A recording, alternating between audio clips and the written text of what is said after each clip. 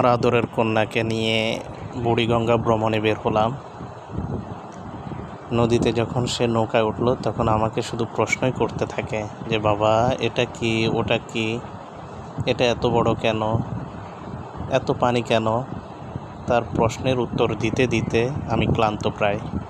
তারপরেও একটা আনন্দ, একটা সুখ অনুভব হচ্ছে, কারণ আমি আমার পরিবারকে সময় দিয়েছি, আমার কন্যাকে সময় দিয়েছি, আমার মাকে সময় দিয়েছি।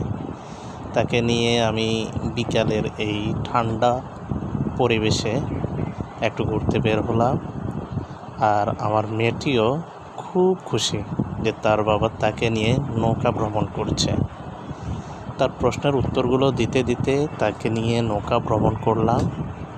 এতে করে তার মেধার বিকাশ ঘটেছে। আপনারা যারা সন্তান রয়েছে আপনাদের, সবাই সন্তানকে নিয়ে একটু ঘুরে বেড়াবেন, তাদের মেধার বিকাশ ঘটবে।